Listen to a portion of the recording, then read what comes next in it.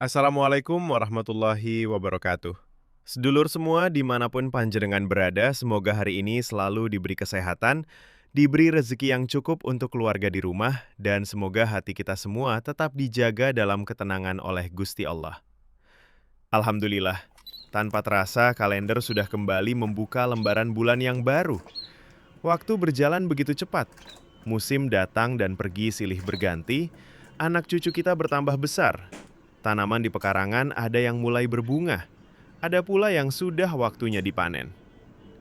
Tetapi kalau kita perhatikan pelan-pelan, ada satu hal yang seolah masih tetap menemani perjalanan kita dari waktu ke waktu, yaitu berbagai kabar mengenai dana amanah yang hingga hari ini masih terus bergulir. Mulai dari informasi yang datang dari lini PPUI, kemudian muncul lagi kabar dari Purwokerto, beserta berbagai penjelasan mengenai validasi, koordinasi, administrasi, hingga tahapan pencairan. Masing-masing memang memiliki cara penyampaian yang berbeda. Namun kalau diamati dengan kepala yang tenang, keduanya seringkali memiliki satu benang merah yang hampir sama, yaitu sama-sama menghadirkan tenggat waktu yang bertabrakan. Sehingga membuat banyak anggota kembali menaruh harapan. Ada yang menyebut pencairan akan berlangsung pada jam tertentu, misalnya sekitar pukul 10 hingga 12 siang. Ada pula yang menjelaskan bahwa proses tinggal menunggu validasi terakhir dari koordinator, tinggal menunggu administrasi, tinggal menunggu pembukaan sistem, atau tinggal menunggu tahapan berikutnya. Kalimatnya memang berbeda-beda, tetapi ujungnya hampir selalu membawa kita pada satu perasaan yang sama, yaitu sebentar lagi. Dan saya rasa kalau saya sendiri pun berada di posisi sebagai anggota arus bawah sendiri, mungkin saya juga akan ikut membayangkan euforia yang sama.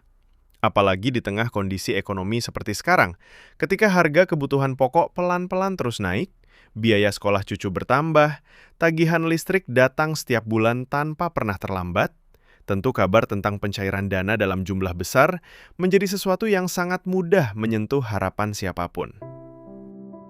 Namun, sedulur, pernahkah panjenengan bertanya kepada diri sendiri, sebenarnya yang membuat hati kita lelah itu, apakah benar karena informasinya, atau justru karena tenggat waktu yang terus kita nantikan? Karena setiap kali sebuah tanggal disebut, tanpa sadar pikiran kita mulai membangun banyak bayangan. Lalu ketika tanggal itu lewat begitu saja, yang terasa bukan sekedar kecewa, tetapi juga muncul rasa cemas, kesal, bahkan sebagian mulai mempertanyakan dirinya sendiri.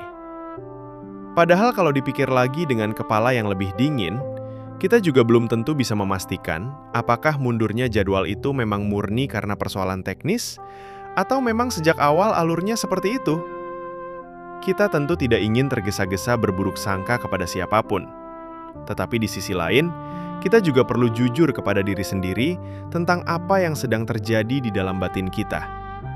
Karena bisa jadi, yang selama ini sedang diuji bukan hanya soal informasi, melainkan kemampuan kita mengelola harapan. Lalu saya jadi teringat sesuatu yang sangat sederhana di kehidupan sehari-hari. Misalnya begini nggih. Ketika token listrik di rumah mulai berbunyi, hampir semua dari kita pasti langsung teringat bahwa listrik sebentar lagi akan habis. Tetapi, apakah kita harus langsung mengisi 1 juta rupiah supaya tenang?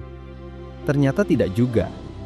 Kadang cukup 20.000, cukup 50.000. Rumah tetap terang, kipas tetap berputar, nasi tetap bisa dimasak. Artinya apa? Di dalam kehidupan sehari-hari, sebenarnya kita sudah terbiasa hidup dengan prinsip rasa cukup. Kita mengisi sesuai kemampuan, menyesuaikan kebutuhan, lalu pelan-pelan membangun kembali rejeki lewat pekerjaan kita. Nah, mengapa ketika mendengar narasi tentang dana yang nilainya mencapai miliaran, bahkan ribuan triliun, pola pikir kita kadang berubah begitu jauh? Bukankah yang kita butuhkan hari ini sesungguhnya bukan angka yang luar biasa besar, melainkan ketenangan agar dapur tetap mengepul, listrik tetap menyala, anak cucu tetap bisa tersenyum, dan kita sendiri masih bisa tidur dengan hati yang damai. Mungkin disinilah letak pelajaran yang sedang diajarkan kehidupan kepada kita. bahwa rasa cukup itu bukan lawan dari harapan. Justru rasa cukup adalah pondasi agar harapan tidak berubah menjadi kecemasan. Karena menunggu adalah hak setiap orang. Berharap juga bukan sesuatu yang salah. Tetapi jangan sampai karena terlalu sibuk menghitung tanggal pencairan, kita justru lupa menikmati rejeki kecil yang setiap hari masih Tuhan titipkan lewat pekerjaan kita. Kalau memang nanti waktunya tiba, kita tentu sama-sama bersyukur.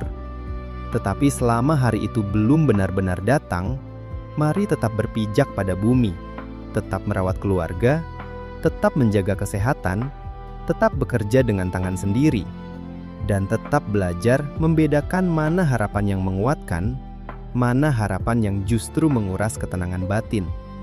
Mari kita belajar waspada terhadap janji-janji yang terlalu indah untuk dipercaya, tanpa harus kehilangan sifat santun kepada sesama.